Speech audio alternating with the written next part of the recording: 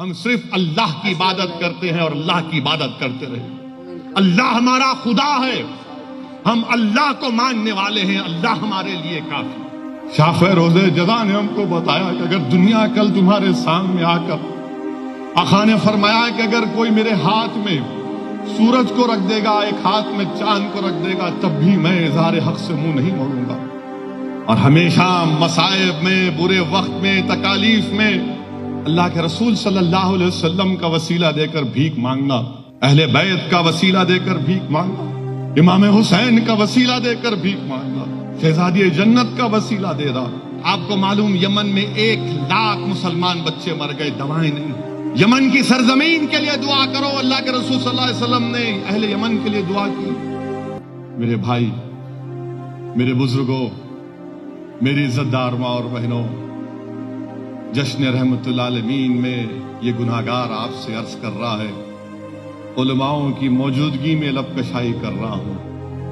اللہ کے رسول صلی اللہ علیہ وسلم کے پاس جب ادبا آئے تھے اہل قریش کی طرف سے, اور آ کر کہا کہ محمد صلی اللہ علیہ وسلم آپ کا مقصد کیا ہے؟ آپ دولت چاہتے پوری دولت دے دیں گے, سرداری چاہتے سرداری لے لو, کسی خوبصورت عورت سے نکاح کرنا چاہتے ہم پیش کر دیں. اللہ کے رسول صلی اللہ علیہ وسلم نے قرآن کی آیتوں کو سنایا, وہ پریشان ہو گیا اور جا کر اپنی قوم سے کہا کہ نہیں, یہ کوئی شاعر نہیں ہے, یہ کوئی شاعر نہیں ہے, یہ کوئی جادوگر نہیں ہے, یہ اللہ کا سچا نبی ہے, اس سے مقابلہ مت کرو. اللہ کے رسول صلی اللہ علیہ وسلم کے چچا نے پوچھا کیا ہے یہ؟ تو محمد مصطفیٰ صلی اللہ علیہ وسلم نے, رحمت العالمین نے, کملی والے نے, شاہ روز جزا نے ہم کو بتایا کہ اگر دنیا کل تمہارے سامنے آ کر, آقا نے فرمایا کہ اگر کوئی میرے ہاتھ میں سورج کو رکھ دے گا, ایک ہاتھ میں چاند کو رکھ دے گا, تب بھی میں اظہار حق سے منہ نہیں موڑوں گا. ظالموں, اگر تم سمجھتے ہو کہ ہم اپنا ایمان کا سودا کرتے ہیں تو کوئی کرتا ہوگا مگر ہم نہیں کریں گے. ہم جس حال میں ہیں کچھ ہم مر جائیں گے, یا تو تم کو ہم کو مارنا پڑے گا, ہم کو جسموں پہ ہمارے گولیاں مارنا پڑے گا, یا جیلوں میں ڈال کر ہم کو ختم کرنا پڑے گا. مگر یاد رکھو اسلام کے دشمنوں, جب تک ہم زندہ ہیں نہ تمہاری دولت ہم کو خرید سکے گی, نہ تمہاری طاقت ہم کو دبا سکے گی. ہم زندہ رہیں گے تو پکار پکار کر کہیں گے کہ میں محمد مصطفیٰ صلی اللہ علیہ وسلم کا امتی ہوں. تم ہمارے آقا کے فرمان کو بھول گئے, اگر کوئی منافق بھول گیا تو بھول جائے, مگر ہم نہیں بھولیں گے. تم ساری دنیا کی دولت لا کے دے دو, مگر ہم اپنے دین کا سودا نہیں کریں گے. میرے عزیز دوستوں اور بزرگوں, میرے عزیز دوستوں اور بزرگوں, دنیا ہم کو یہ سمجھ رہی ہے کہ خرید لو, اس کی آواز کو خرید لو. نہیں میرے عزیز دوستوں, یہی دارالسلام, اسی جگہ پر جہاں پر میں کھڑا ہوں, آج اسد الدین اویسی اپنے والد مرحوم میرے سیاسی قائد سالار ملت کے اس تقریر کے جملے کے الفاظ یاد آ رہے ہیں کہ مرحوم قائد سالار نے کہا تھا کہ ہم نے کلمہ پڑھ کر اپنی زندگیوں کو جنت کے عوض بیچ دیا, ابھی اللہ جانے کیا کر لے ہم سے. ہم مقابلہ کریں گے میرے بھائی, میں جانتا ہوں, میں جانتا ہوں, کیونکہ میں حالات کو قریب سے دیکھتا ہوں. میں جانتا ہوں کہ کیا کیا سازشیں ہو رہی ہیں, مگر ایک ہی چیز ہے جو مجھے لے کر آگے بڑھتی ہے اور جو ذمہ داروں کو آگے لے کر بڑھتی ہے, کہ اللہ کی ذات پر اٹوٹ توکل کرنا, اور ہمیشہ مصائب میں, برے وقت میں, تکالیف میں اللہ کے رسول صلی اللہ علیہ وسلم کا وسیلہ دے کر بھیک مانگنا, اہل بیت کا وسیلہ دے کر بھیک مانگنا, امام حسین کا وسیلہ دے کر بھیک مانگنا, شہزادی جنت کا وسیلہ دے رہا. میرے بھائی, یہ تاریخ ہمارے سامنے ہے, تو اس لیے نوجوانوں مایوس مت ہو. ہمت سے کام لو، دین پر چلو، اسلام پر قائم رہو، مسجدوں کو آباد رکھو، شریعت پر چلو، شریعت پر چلو۔ شریعت کی حفاظت کیسے کرو گے؟ جب شریعت کو اپنا لو گے، جب اپنے نفس پر شریعت کو غالب کر دو گے نوجوانوں۔ اور اسلام آسان دین ہے، اسلام ٹف نہیں ہے، بہت آسان دین ہے۔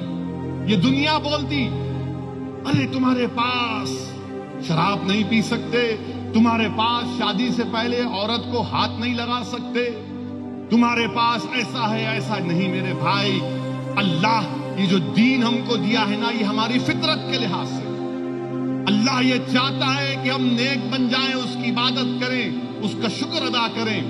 اور کیسے کریں؟ قرآن اور سنت کو اپنانے سے۔ قرآن اور سنت کو اپناؤ۔ اور یاد رکھو، اگر کوئی مسلمان دنیا کی اقتدار کے لیے، دنیا کے پوزیشن کے لیے، دنیا والوں میں عزت حاصل کرنے کے لیے، دنیا والوں کے سامنے اپنی اہمیت جتانے کے لیے شرک کرتا، تو یہ ان سے دور رہو، ان سے دور رہو۔ ہم کو نہیں چاہیے ایسا مقام، ایسی عزت، ایسی دولت جو ہم کو شرک کرنے پر مجبور کر دے۔ ہم صرف اللہ کی عبادت کرتے ہیں اور اللہ کی عبادت کرتے رہے۔ اللہ ہمارا خدا ہے، ہم اللہ کو ماننے والے ہیں، اللہ ہمارے لیے کافی۔ ہم اپنی زبان سے، اپنی حرکات سے، یا خدا نہ خواستہ کبھی مصلحت کے نام پر بھی ہم شرک نہیں کریں گے۔ اور اگر کوئی کر رہا ہے، دور رہو اس سے، اور دعا کرو اس کے لیے کہ اللہ ہم کو بچائے اور اللہ اس کو بھی بچائے۔ میرے عزیز دوستوں اور بزرگوں، یہ حالات ہیں، حوصلوں کو بلند رکھیے۔ انشاءاللہ تعالی یہ باطل طاقتوں کا طوفان پھٹے گا، یہ کالے بادل جو عالم اسلام پر، مسلمانوں کے سروں پر منڈلا رہے ہیں، ہٹیں گے انشاءاللہ تعالی۔ یہ بادشاہ، یہ مملکات، یہ اقتدار، یہ سب ختم ہوگا۔ یہ چند دن کے مہمان ہیں، یاد رکھو، ان کی شان و شوکت ختم ہو جائے گی، ان کی دولت بھی ختم ہو جائے گی۔ ان کو جب لحاظ ہوگا، جب ان کو معلوم ہوگا۔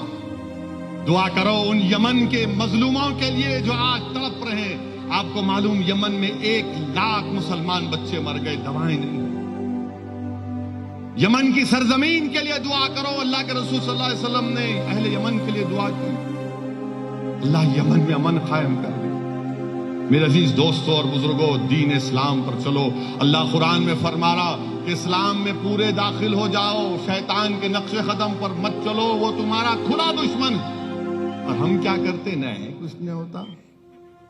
زندگی کے قیمتی لمحوں کو نوجوانوں وہ ویڈیو گیم میں مت گزارو جس کو تم بڑی پسند سے کھیلتے ہو، پیو جی بھی نہیں میرے بھائی، نہیں۔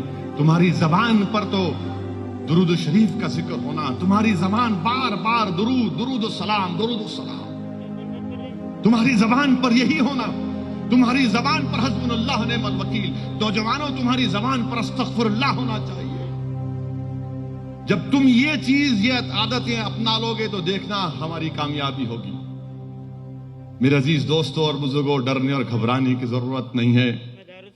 کسی شاعر نے کیا خوب کہا ہے، خاصائے خاصان رسول،